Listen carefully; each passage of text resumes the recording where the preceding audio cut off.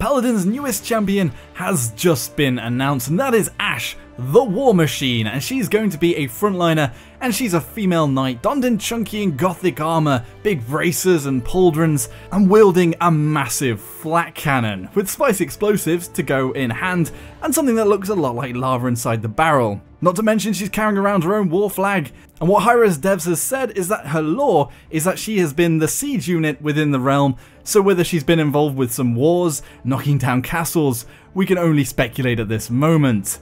But let's get into the nitty gritty of this champion.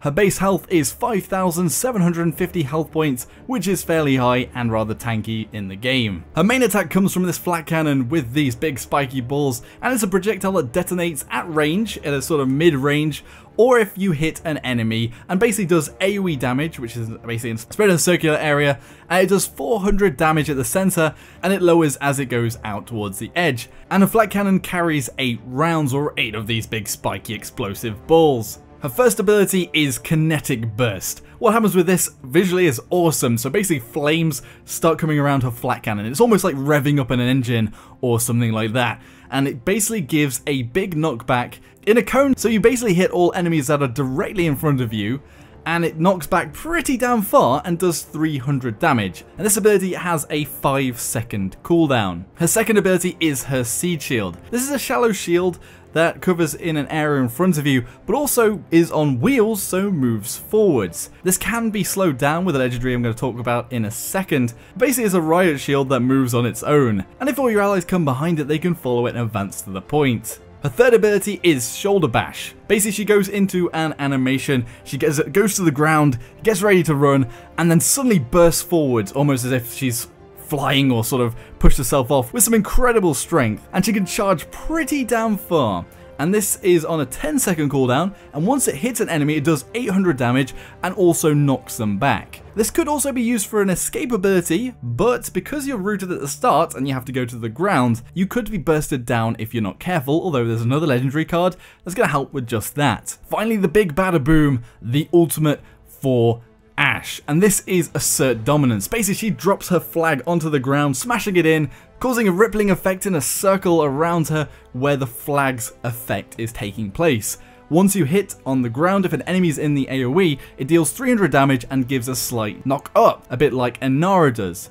What happens when you put down this ultimate is that you're immune to damage in that circle next to the flag. The downside is there's no crowd control immunity, so she can be stunned in it, she can be dragged out of it by a Makoa's anchor, she can be chucked out of it by a Cassie's knockback, for example, and generally that's where she is weak. I've got to give it to the art team here. The animation on this jump down and the smash that she does is incredible. It actually reminds me a lot of some of the animations of Ultramarines from Warhammer 40k, when I've seen some of the animated films that they do, especially with things like Dawn of War when they smash down their big flags, and the whole theme sort of gives me that vibe. Covering her legendary cards, she's got Assert Dominance, the first one. What this does is that it makes her ultimate stun enemies when she drops down that flag, also to every team member in 100 feet, which is pretty far I might add, just anyone that's relatively close to her, has a damage increase of 20% for 3 seconds. The second legendary is Battering Ram. When she uses her Shoulder Bash, 90% damage reduction is added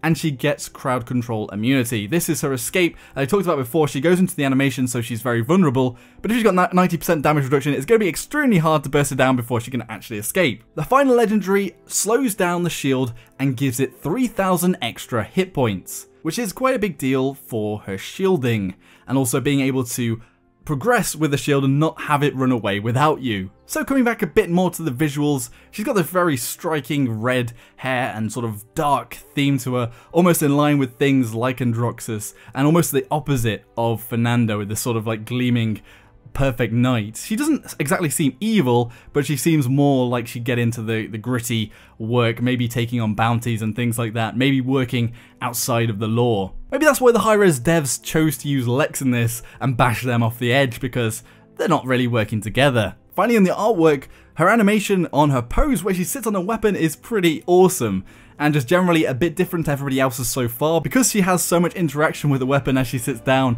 it's pretty damn cool. Anyway, on to some analysis. Will she be good or bad? As always, it's hard to predict at this point before she hits PTS, the public test server, and hasn't actually hit live and been played.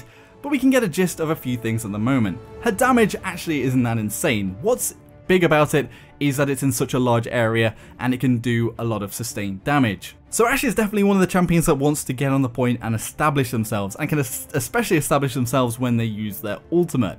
She can bash people off of the point when there's a contested overtime and things like that, but also her charge does seem to have a lot of maneuverability, and the distance she can cover when she uses that charge is pretty far. Coming onto her actual shield itself, it doesn't actually cover that much above you, so she's going to be very vulnerable to things like Drogos and Willow and things that are doing damage from above, and also things that are doing damage from the side and flankers coming in to try and harass her. I'm not exactly sure how good the shield will be, apart from just sieging the main point or sieging one area of the map, and maybe catching enemies out in groups is going to be where she's going to find her niche. Knockbacks in the game also haven't been that insane, and it depends on the map how you're knocking people off. Are you going to be knocking people off the edge of the map and staying near the edge, because then you're not going to be near the point?